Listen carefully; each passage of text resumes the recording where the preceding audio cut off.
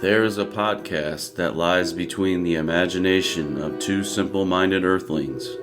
Travel with these two longtime friends, Jimbo and 80s E, as they attempt to explore the fifth dimension. Follow along with them as they take the key and unlock the door to the vast space between shadow and substance. This podcast is one of trivia, of insight, and of sounds and ideas from one of the greatest television shows ever produced. You are embarking on a timeless journey. There is your signpost up ahead. You are entering the tragedy of cinema's Twilight Zone.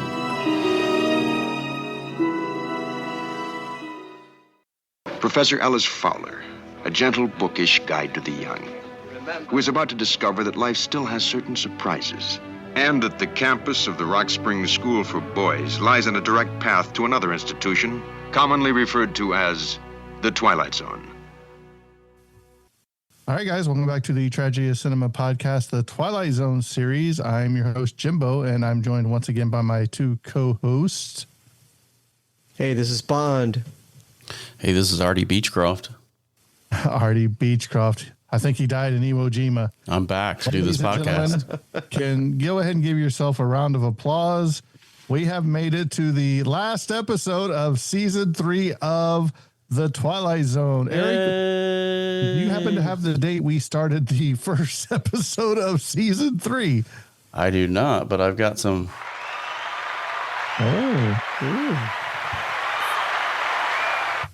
Got some applause there for you. 7 episodes. It's been a long time coming, man. I know it's been over a year. At least. Maybe over 2 years. Yeah, definitely. But only 2 more seasons left. But before we get to the next 2 seasons, the next time you hear the Twilight Zone on this podcast, it will be for our famous Tragedy Awards for season 3 of the Twilight Zone. So stand by. Those are always fun and entertaining, and Eric's wrong, and we got Bond this year, so I'm sure he's wrong too. So this is going to be fun. So you're just going to gang up on 2 people instead of 1. Is that how it's going to work? Absolutely. We have you outnumbered, so I'm not too worried about it. Yeah. You think so? Well, we'll find out with this episode which side, who's leaning with who, right? Yeah, we've got to get our categories nailed down, don't we? Are we going with 5 different categories? I know we've kind of about 15 by the time I get said and done with it. I guess. Yeah, we got to make it a good one.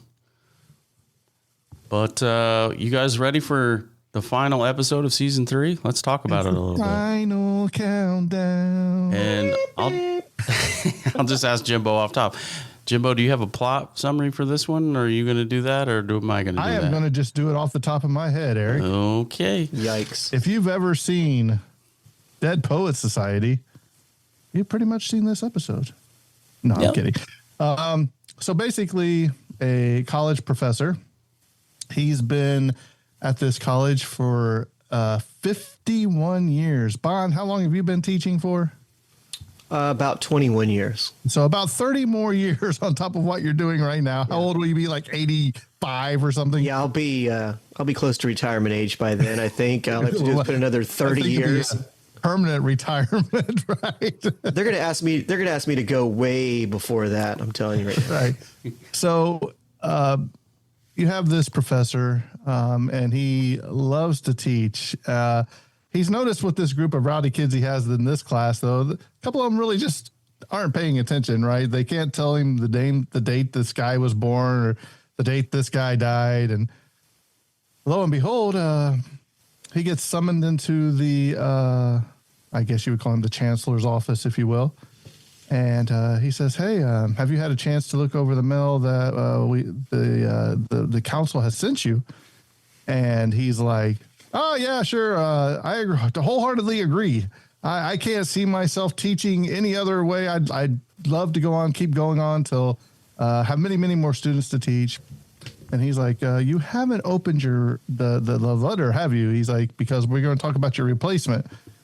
And he's like, "What?" He's like, "Yeah, they want somebody younger." And I was like, "Man, here we go already." So this sends the gentleman into a spiral. He feels like he has accomplished nothing.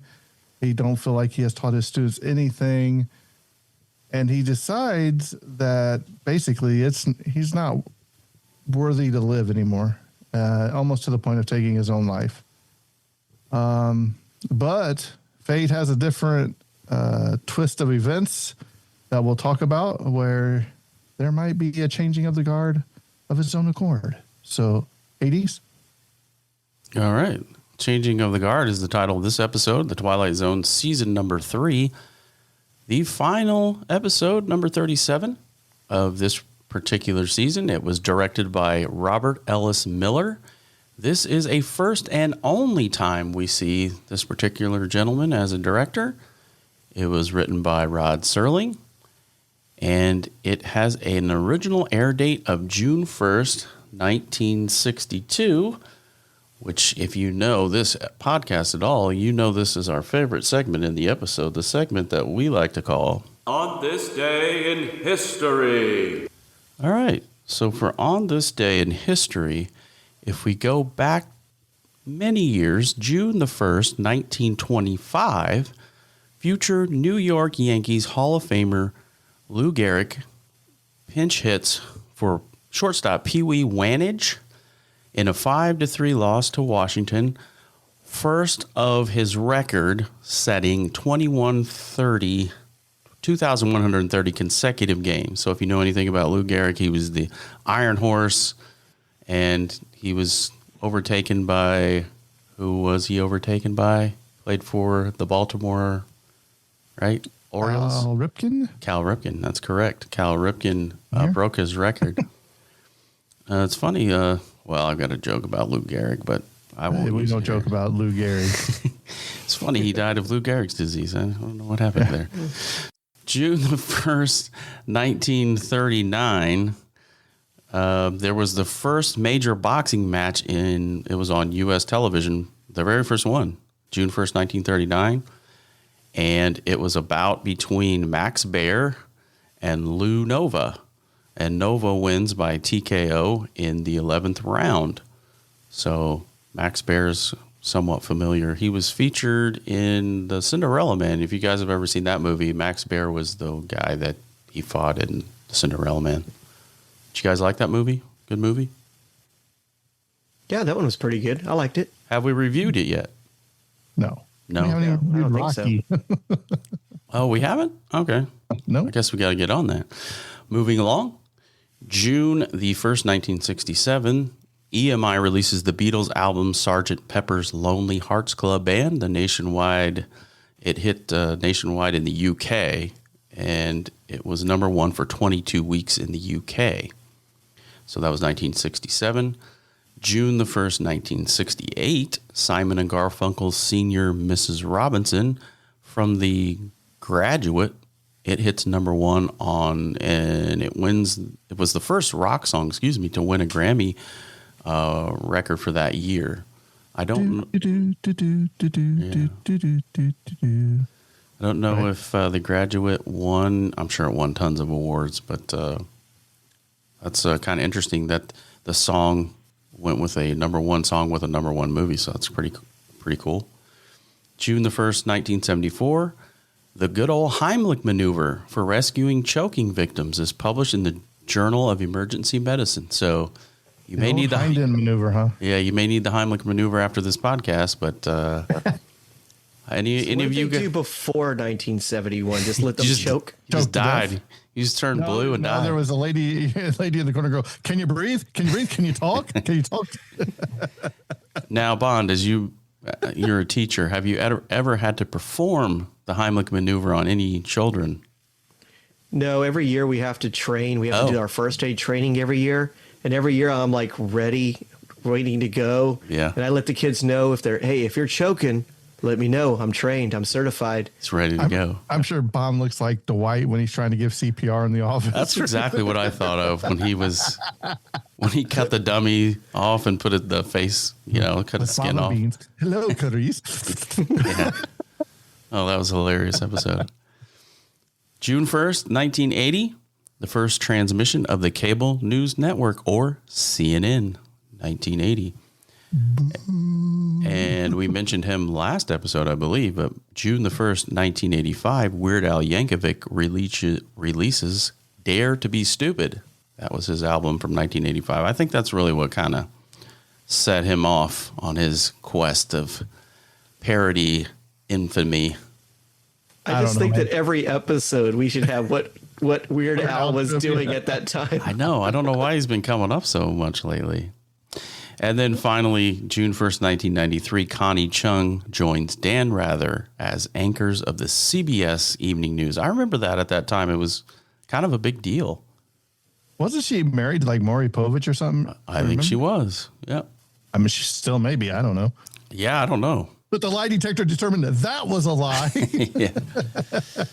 So I got a couple birthdays. June 1st, 1801, we have Brigham Young, American religious leader of Latter-day Saints. He was born in Whittingham, Vermont, and he passed away in 1877. Here's the most famous of all famous actresses. June 1st, 1926, one Marilyn Monroe, American actress from Some Like It Hot, The 7-Year Itch, and she was born in Los Angeles, California, and died. Are you a Marilyn Monroe fan there, Eric? Oh, yeah. Who isn't?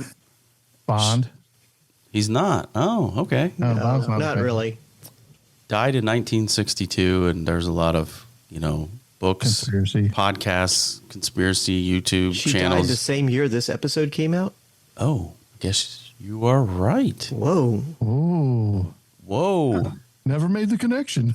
Yeah, I was typing It's that out. The changing of the guard. Yeah. Wow. Wow, dude. Bond is deep in this tonight. We're deep. Man, very That's why he's the good. teacher, Eric. We are his humble students, right? The teacher has become the student. The student has become the teacher. So June 1st, 1937, this particular actor is still with us. He's 88 years old. His name is Morgan Freeman, and he's an Academy Award-winning actor, Driving Miss Daisy, Glory, and why is Shawshank Redemption not on this list? But it should be. He was born in Memphis, Tennessee in 1937 on June 1st. What is it? The March of the Penguins. Here we see the little penguins as they are going across the water. Yeah, it's an iconic voice for sure. June 1st, 1973, German-American supermodel and Sports Illustrated Victoria's Secret model as well. One Heidi Klum. You guys a fan of Heidi Klum? She's all right. I'm a bigger fan of Heidi Klum than I am of Marilyn Monroe. Oh, Whoa. okay. Bond, you are. Hey, speaking of birthdays, probably right around the time this comes out, old Dick Van Dyke's going to hit 100. Is he? Yeah, I knew it was closing in on it. December 12th or something, I think. Yeah, he's 100. He's been in the news recently. He's hanging in there. And they were talking about his wife is like 40-something years younger than him. What? Nah. Yeah. Anyway, back to our episode of the guard. Yeah, for real, changing of the guard there. Let's talk about some facts and details and production costs and all that good stuff about this particular episode, The Changing of the Guard.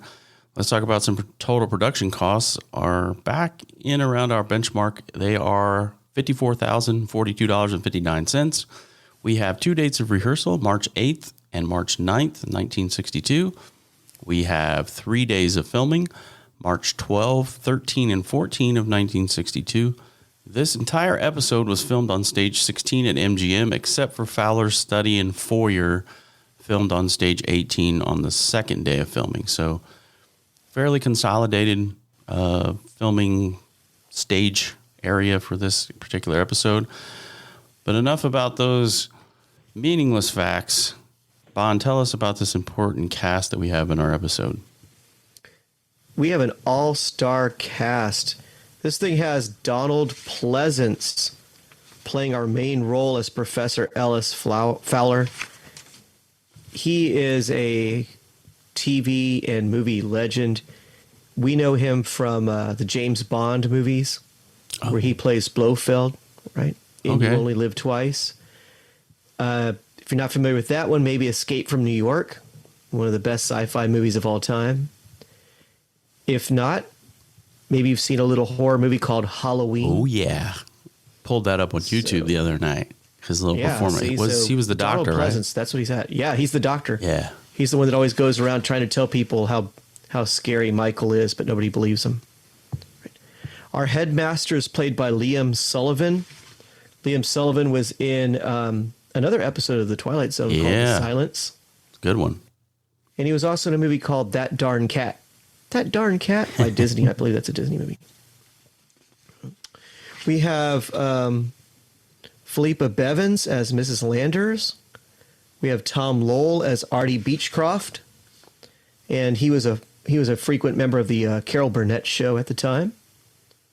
Russell Horton plays Bartlett. Buddy Hart plays Dickie Weiss. Buddy Hart is also Wally Cleaver's best friend on Leave It to Beaver. Oh, yeah. That'd be Eddie Haskell? No. No, he's the other one. Lumpy Rutherford? No, Lumpy was Beaver. Lumpy was Beaver's friend. He was Chester. Oh. Chester. Oh. And then we have Daryl Richards. Daryl Richard he plays Thompson on the show, and he was a frequent member of the Donna Reed show at the time. He played on the Donna Reed show. And that's really our relatively small cast. There's a lot of other actors in this one, but they don't get any film credit, really. They might have a line or two, but those are like the main ones. I was impressed with Donald Pleasance, of course. Yeah, he pretty much had to carry this whole episode, and he was a consummate professional. Just some things I was reading about him bio-wise. I guess he was in the Air Force version, the England Air Force, or are they called the Airmen? I forget the title.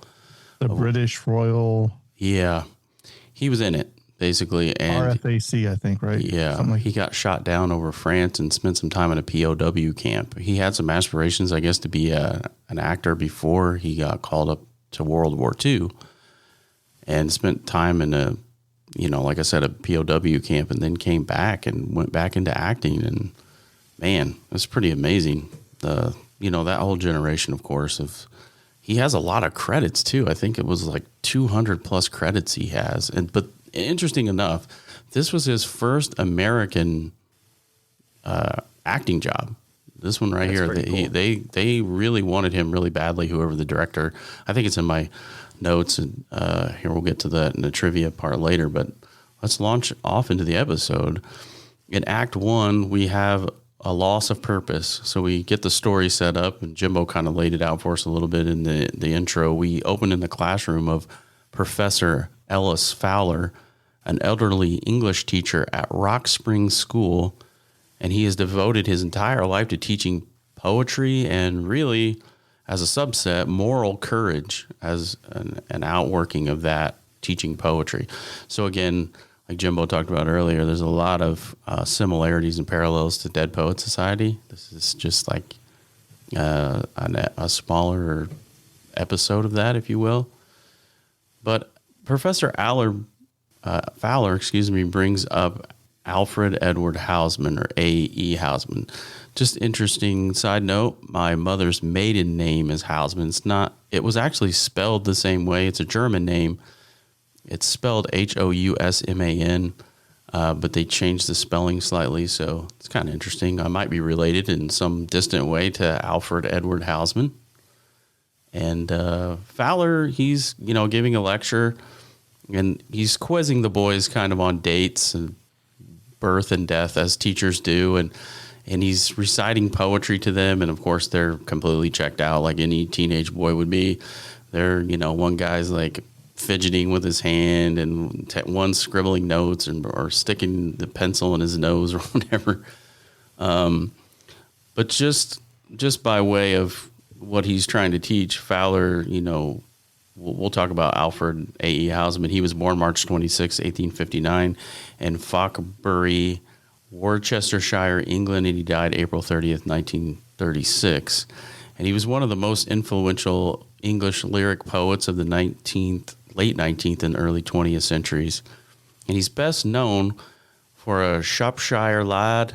It was 1860. It was printed in 1869. It's basically a collection of poems, if you will, of 63 poems. And its famous themes are youth, loss, mortality, unrequited love, and like some nostalgic type stuff. And it's idealized in rural England. I guess it's really kind of more notable in that part of the world.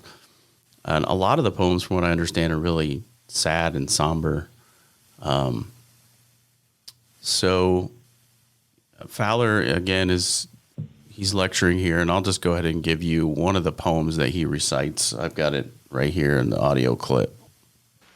When I was 21, I heard a wise man say, give crowns and pounds and guineas, but not your heart away. Give pearls away and rubies, but keep your fancy free. But I was 21, no use to talk to me. The heart out of the bosom was never given in vain. 'Tis paid with sighs aplenty and sold for endless rue. And I am 22, and oh, 'tis true, 'tis true. So anything stick out early on in the episode? Anything that you like? I just want to say that I love the poem. I think it's amazing. Yeah. The more I heard, like just hearing it again right now, it's just a great poem about, what does he say? When he's 21, Right. someone comes up to him and says, man, give away pearls, give away rubies, but don't give away your heart. Keep your heart to yourself. Don't give away your heart. And then I love the end of the poem because he's like, when I was 22, when I was 2 and 20, 'tis true, 'tis true. So somebody broke his heart when he was like 21 years old. He was told not to give his heart away, but he did, and he paid the price. And I think Donald Pleasance does a great job of delivering that poem. Oh, excellent. Because even though the kids are kind of checked out, I mean, they're minutes away from Thanksgiving break or Christmas break or whatever it was. They're minutes away from Christmas break. They're still listening to the poem. I mean, the room's quiet while he's reading this poem. Mm-hmm. And I don't know, I got a lot out of that poem. It's really good. I agree. Do you think that led me to that question I was going to ask you guys anyway? Do you think that poem kind of represents his life and how he ended up possibly changing the course of his life because he spent his whole life basically devoted to his students and teaching and his profession and everything? He poured his whole life into that. You know, that was his first love, maybe because something happened in his life that caused that, pathway to be taken. If you notice, he's not married. Right. So later in the episode, we realize that he's not married. He doesn't have a family. So maybe some poetry like this one has guided him. He has given his whole life to the classroom and to his students. So he's just so rich he has a maid then? I think it was the time. I think everybody had some sort of housemaid, house help. Yeah, I think I kind of agree with Bond there. I think that maybe it was a perk of, being at the school and being there for so long that he had help being a single guy. She better have known how to make those pizzas from the school cafeteria is all I'm saying, the little square The pizzas. square pizzas with the rabbit poo pepperoni on it. The poem though is definitely touching, and it really strikes a chord. And I mean, he just delivers it. You can tell this guy's a professional, and they knew what they were doing with him carrying the load. And then, basically in the notes, and we'll get there, they just sent out a casting call to, 16 to 20-year-old boys to kind of fill in the ghost spots, if you will. But I mean, yeah, you can see the excellence early on.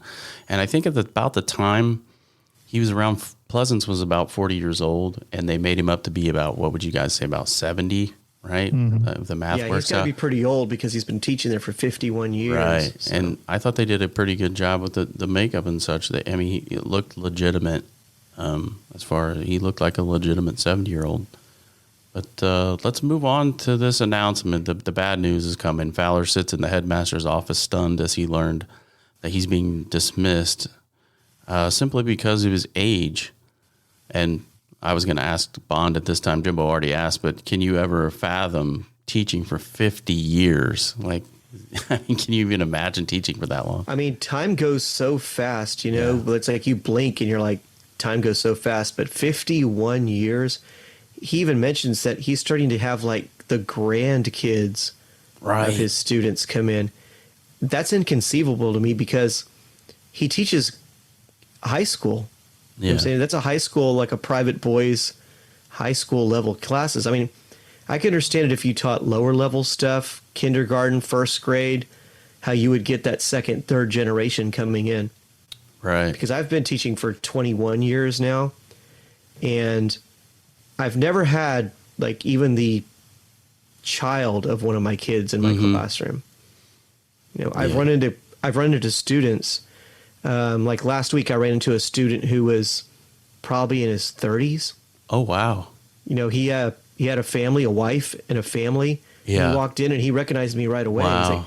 He's like, "Hey, Mr. Bond, how's it going?" That's so cool. And once he told me like kind of like who he was, I saw it in his eyes, and I was like, "Oh yeah." But yeah, he was, married with kids, and he was in his 30s. Well, you know what's crazy is, Eric, my neighbor that's diagonal to me is our old history teacher from our year of high school, in your sophomore year, Mr. Bates. And he taught my kids at their school. That's pretty crazy. Yeah. Yeah, so I can't imagine going to all the way to like the grandparent or the grandkids of your students. Yeah. Right. And so Pleasance, he's pulled into the headmaster's office, and he just gets some crushing news, and he is just completely blindsided. Right. Again, I'm gonna mention this so many times, but Pleasance does such a great job of. I mean, he's just rattling on and on. He's like, "I'm not, old." Fowler, he's going to go down with the ship or whatever he says. He's going to be the last man standing there. He loves his students. He calls them dunderheads early on, but he says they're lovable. I think something like that. They're lovable dunderheads. I don't know. It just touches a spot for me because, I had thoughts and premonitions about possibly teaching when I was a lot younger, and teaching/coaching. And, that was kind of somewhat of an aspiration for me. My life took a different path. But it was always something that I thought maybe I could potentially do. And so these, things like Dead Poet Society and these episodes kind of strike a chord with me. You're always so thankful for teachers that you have that invest in you. And this guy has obviously invested his whole life in these young people. What subject would you have wanted to teach? I don't know. Maybe history, possibly. I don't know. History of podcasts? I don't know. History of sports? Yeah, something. I wasn't very good at math, so maybe English or history, probably. I could pull that off. Poetry.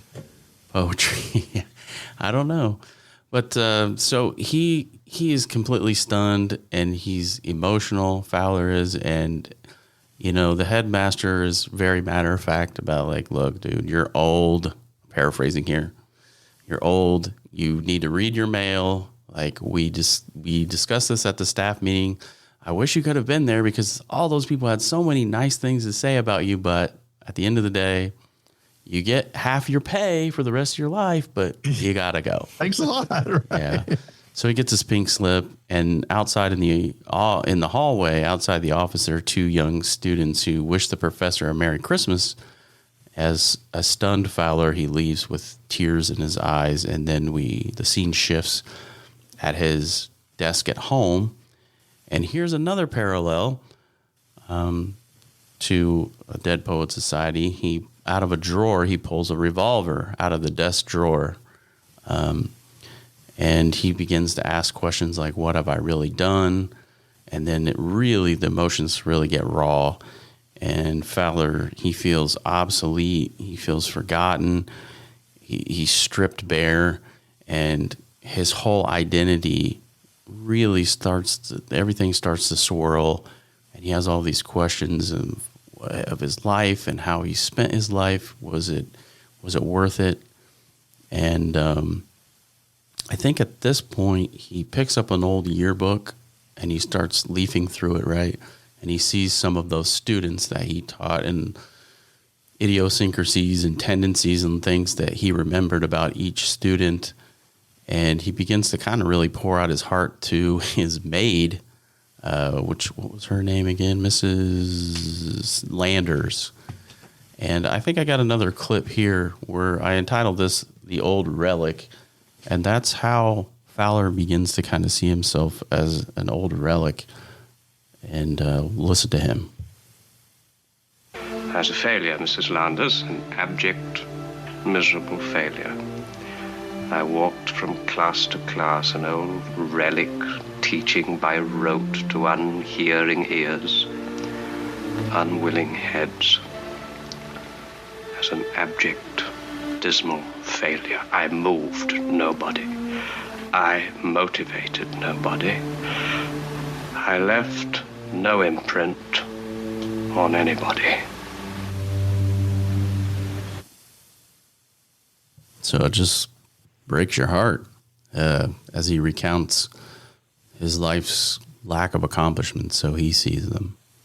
And then Jimbo talked about this. He becomes suicidal. And then I think at this point he like wanders out the front door after he has this conversation with his maid. And he wanders into a courtyard where there's a statue. And the statue is of...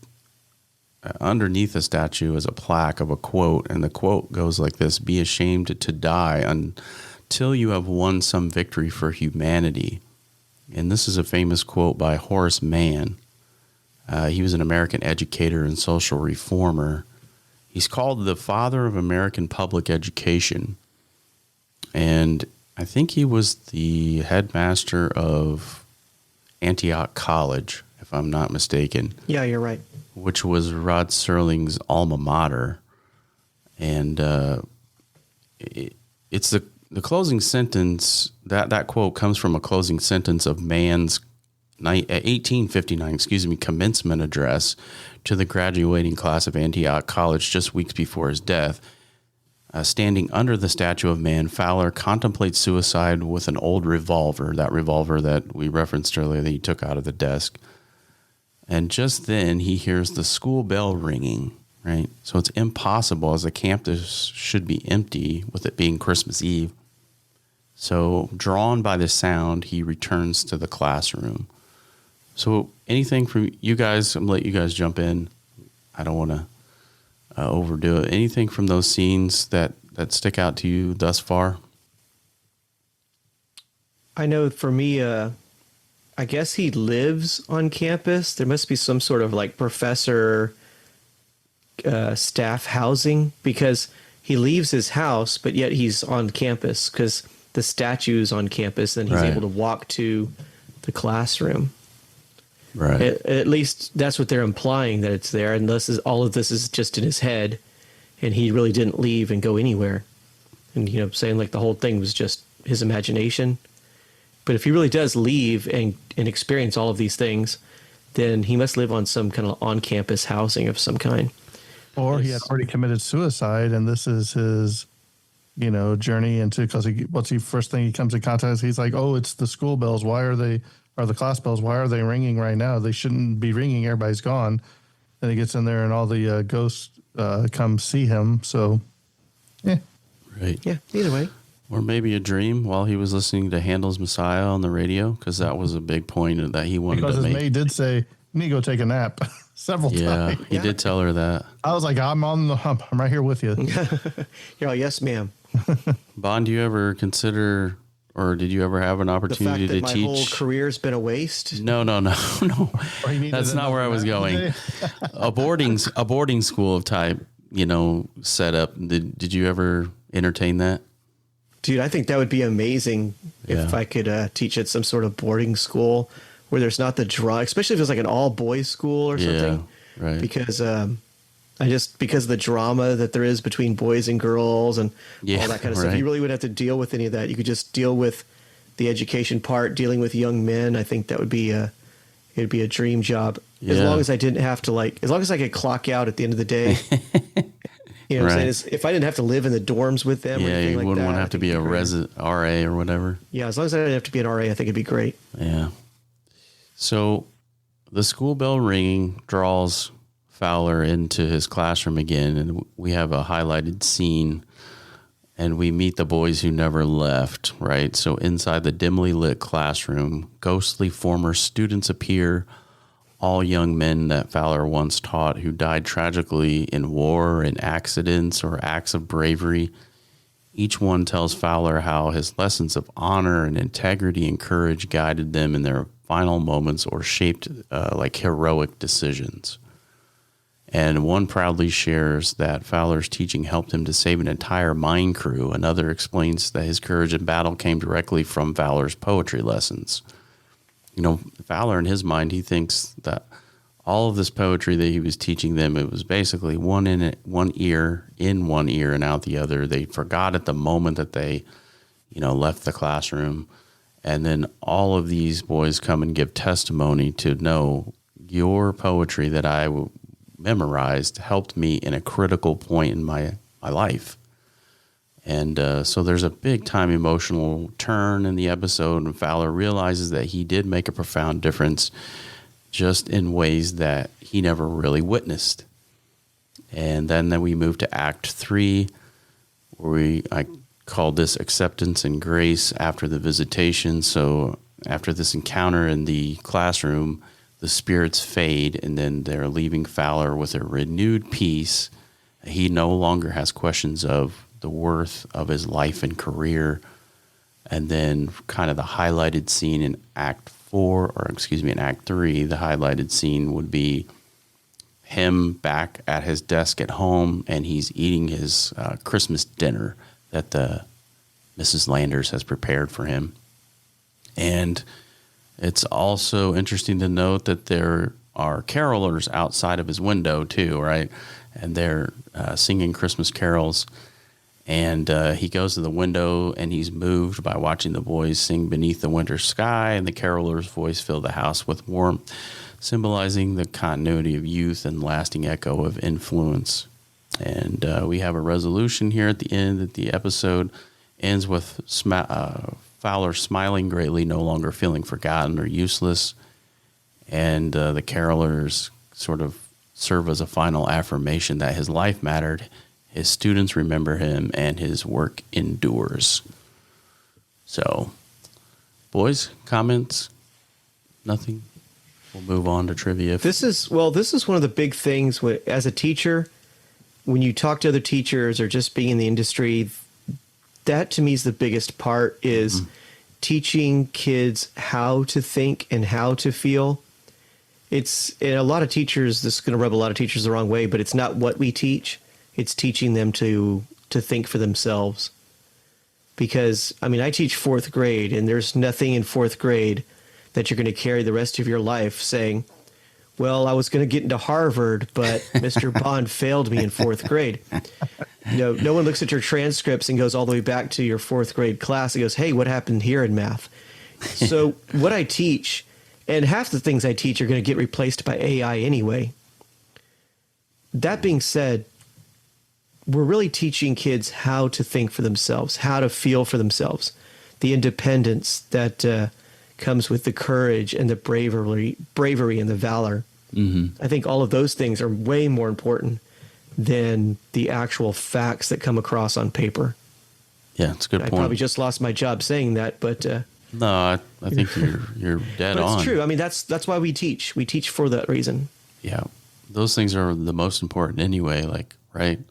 Not that you don't want to miss a bunch of math questions, but obviously, that's what's most important, and that's what really comes through in the episode really well. That's why I like so much about the episode. Trivia points. We already talked about Professor Fowler reading the quote and who the quote is coined by, so we won't revisit that. But Buck Houghton recalled how the casting director wanted Donald Pleasance for the role, and arrangements were made for him to fly from England for this episode, a choice Houghton later recalled was worth the expense. I think we would all agree with that. By the time this episode aired on CBS, Pleasance was receiving critical acclaim on Broadway for his performance in The Caretaker. He appeared in this episode under considerable makeup to give him the appearance that he was old enough to justify a retirement. The episode marked a satisfying conclusion to the Twilight Zone's third season, explaining that even in death, students can still educate their teachers. clearance had to be made for the poems which were recited by Fowler in the episode. And then we have some attorney information. I won't bore you with that. But the final Twilight Zone episode where the ending shot rose upward, seeing the setting higher point replaced by a starlit sky. So that camera pan at the end of the episodes, you know, where they go into the starry night, I guess that ends in season 3. So we pick up a different affectation in season 4, along with the length of our episodes. So really, this is kind of, changing of the guard. Exactly. Even in how they structure the episodes going forward. And a lot of critics say, you know, after you get past season 3, it's kind of like, it starts to lose a little bit of its luster, but we'll have to wait and see when we, you know, do season 4 and 5. Although Donald Pleasance played a teacher with 51 years experience, he was actually only 42. Referenced that a little bit earlier. Ensign Dickie Weiss was killed saving the lives of 12 men who were trapped in a boiler room of the USS Arizona during the attack on Pearl Harbor on December 7, 1941. In the Time Element movie 1958, the unofficial plot for the Twilight Zone 1959, which was also written by Rod Serling, Ensign Janikowski, his name was changed, was killed on the USS Arizona during the attack. The basic plot bears a striking resemblance to James Hilton's classic novel, Goodbye, Mr. Chips. I've never read that, but might have to read that after seeing this episode. The second of 2 episodes with a character named Beechcroft. The first was The Mind and the Matter in 1961. I believe that was season 2, episode number 27. And that's all. Not a whole lot of trivia. Spin the wheel. I'll let Jimbo decide who goes first, middle, and last. I do have one question, though. Out of all of the, now let me have it pulled up here, all of the Christmas-themed episodes, and I'll go ahead and name them. So we have Night of the Meek, and if I'm missing one, please correct me. Night of the Meek, 5 Characters in Search of an Exit, and The Changing of the Guard, Christmas-themed episode, Twilight Zone episodes that we've seen so far. How would you guys rank them, in what order? I'll start with Bond. Go ahead and tell me which 1, 2, and 3. Let's see. What were the titles were 5 Characters in Search of an Exit. Night of the Meek, which is from season 1, I believe. Right. Art Carney. Yeah. Mm-hmm. And I don't know, The Changing of the Guard. I'm going to say 5 Characters in Search of an Exit. It's probably my number 1. Yeah. It's a good choice. Yeah. Maybe Meek is 2, and then this one's 3. Yep. Jimbo, what do you think? I'll flip it 2, 1, 3. That's exactly the same way I had them ranked. Yeah. I might flip-flop. I think Changing of the Guard. Well, yeah, I'm going to go. Really boring. I think we're all in agreement on that. Yeah. I came a long way on 5 Characters in Search of an Exit. I didn't like it at first. It's one of my all-time favorites. But I came around on that one. I have a question. Do you think this episode would have worked better if it was filmed with a videotape instead of the way it was filmed? I think the snow would have, remember Art Carney and that when they did the videotape with that? Do you think this would have worked better that way? I didn't like the videotape at all. I think at the time when we were reviewing these episodes, the few, I can't remember how many episodes they did in videotape, but I didn't like it at all. Yeah, I like the way this one was filmed. I think videotape, I'm not a big fan. It looks weird to me when they film it like that. All right, thoughts, feeling, reviews. Jimbo, you're kind of quiet over there. He's worked a long day. You go first. You're going to go last? Okay. I'll go last. Bond, I will take the first prop piece. What? Oh, I forgot about my prop piece. Yeah. I want the statue. The whole statue. Oh, you got to be kidding. And nothing but the statue. The one thing in the back of my head, I was like, I'm going to take the statue. You're kidding me. All right. It was a cool statue. It was. That's why I want it in my yard. Bond, do you want to go first? Sure, I'll go first, man. This episode is growing on me. The first time I saw it, I didn't like it. I thought it was a weak version of the Dead Poet Society. Mm-hmm. I thought it was a weaker version of A Christmas Carol. Mm-hmm. But, here's this guy, and he's visited by ghosts on Christmas Eve or around Christmas time and has a change of attitude when it's all over. So it kind of has that Christmas Carol vibe to it. I'm a big fan of the poetry. I'm a big fan of the lead character's performance. I thought he did an excellent job. But overall, it's just, this episode's kind of boring to me. Mm-hmm. It's just, I don't know what it is. And because I'm a teacher, it drives me crazy when I see things like a classroom with 9 kids in it. Yeah. And I'm like, I get this. This is a very selective private school for boys, but there's like 8 or 9 kids in class. And another thing that drives me crazy as a teacher was whenever they show examples of a classroom, every classroom, the class period is only like 4 or 5 minutes long. They'll show them in class. There's like 4 or 5 minutes, and then the bell rings, and they all go. And I'm like, well, of course, anybody could be a great teacher if the classes were only 6 minutes long. Yeah. You know, my classes are like an hour and a half. Wait till season 4. There might be an hour-long episode in the class. Yeah, but they stretch it out a little bit. Yeah. But like I said, it's growing on me.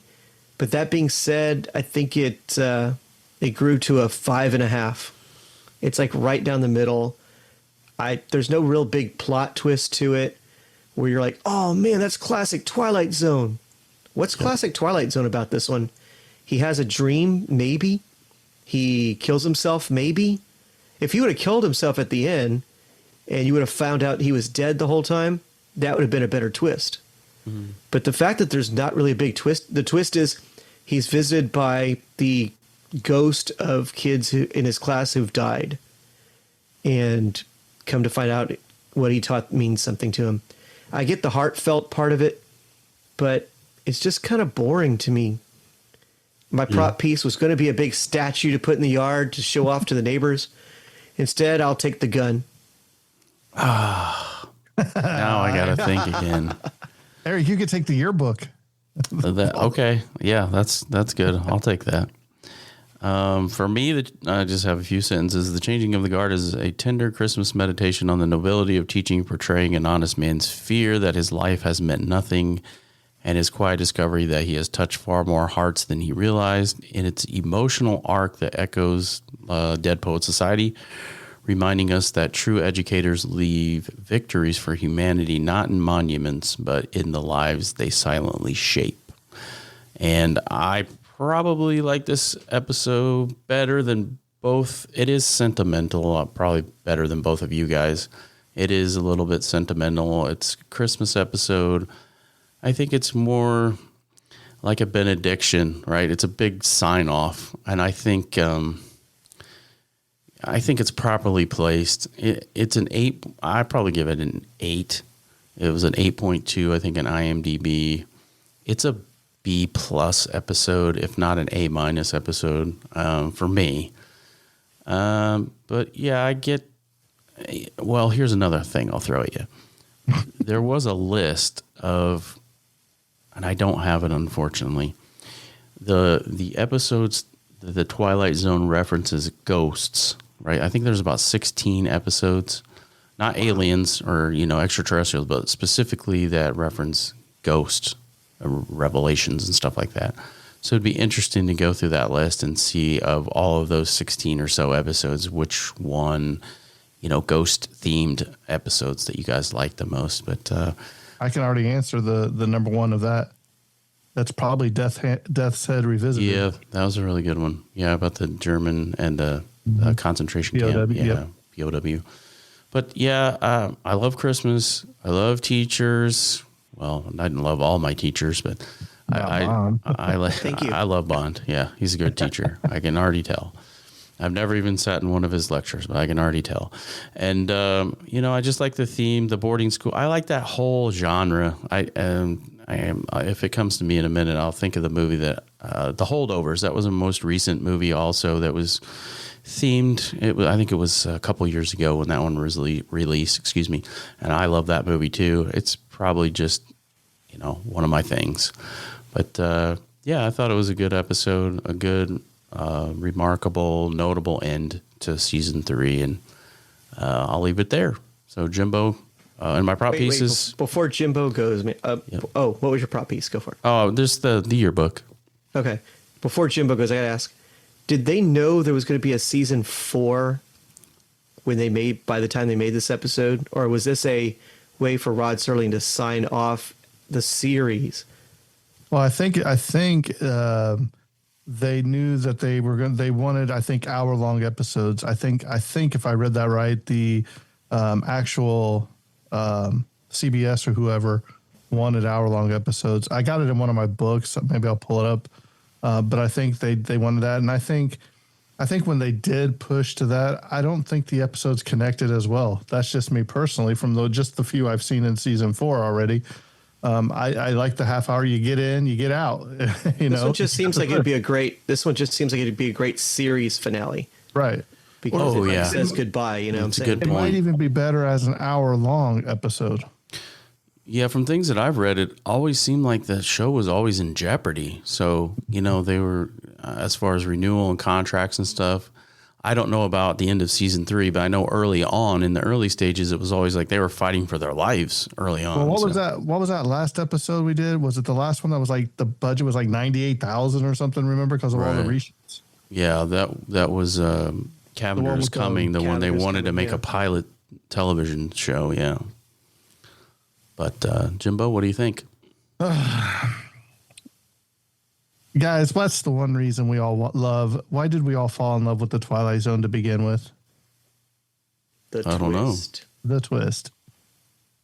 You can think of your favorite Twilight Zone episodes, ones we've covered, one we haven't covered yet. What's your favorite part about them? The twist. And when you don't get a twist and you get these feel-good, happy stories, I'll call them, it misses the mark for me. I know there's been several that Eric's liked that I didn't like because there were no twists. I liked ones where there's even a double twist. I go back to what was the train one at the stop Willoughby or whatever. The stop at Willoughby, yeah. Season 1, yeah. I mean, because you had the double twist there. I'm not taking anything away from the acting in this because I think the acting was great. Pleasance did a really good job. Believe that he actually was a cranky old teacher there for a while, kind of like our co-host. Oh yeah. But it's like when they get too serious, it takes away from something. And sure, I mean, it's fun to talk about time travel and aliens and monsters, and like Bond likes the monsters of the week, and I like the bigger twist. But it's just, I'm with Bond. It was kind of boring. It really was, even though it's sentimental and I know it's got a point. But you have to keep attention. Kids with ADHD, there's no way they're going to pay attention to this episode because it's a lot of dialogue. There's nothing that they can say, oh, well, let me connect point A to point B. Hey, where's C going in here? And whoa, there's D. Where'd that come from? So for me, I think I'm going to give it a 6.5. That's just for the acting. The scenery was great. The snow was great. The statue was awesome. And I am taking the statue as my prop piece. So, yeah, 6.5. All right. It's going to be interesting to see if this hits anybody's top 10 list. I'm sure it'll hit on Eric's. We already can kind of get that feeling. So from season 3. I don't know where this one. We'll have to wait and see. I was looking at the list earlier, and I just can't wait to discuss this because it's going to be fun. Fighting for your ones to be in the top 10, especially when we get to the top 3 or 4 episodes. Oh, it's going to be great. But I think I can pretty much guarantee that our top 3 or 4 are probably going to be all the same, but it's going to be a different order. Different order, yeah. Yep. Yeah, the middle of the pack is where it gets a little messy, probably. Oh, yeah. Well, fellas, we survived to the end of season 3. Yay! Congratulations. 37 episodes. 37 episodes. Why don't you go grab yourself a Chesterfield, and we'll be right back. Right? Have a few smokes. Right. So stay tuned. The next episode we release of the Twilight Zone will be our Tragedy Awards. It's going to be interesting. We need to get that list nailed down. I know it's going to be the top 10 episodes of the season, probably the top 2 worst. Best and worst actress, best and worst actor, best prop, best plot, best cinematography, best use of light and shadow, stuff like that. So any final thoughts before we wrap this one up? As of the recording date today, happy Thanksgiving, guys. We might not meet until after Thanksgiving. And by the time you hear this, it's probably Happy New Year. Yeah, by the time it gets actually released, it'll be in the new year probably. Right. When I was 1 and 20. We started the Twilight Zone podcast. In the 20 and 6, we released the final episode of Right. season 3. But with that being said, I think this episode's coming to a close, and that's a wrap. And Cut. Professor Ellis Fowler, teacher, who discovered rather belatedly something of his own value. A very small scholastic lesson from the campus of the Twilight Zone.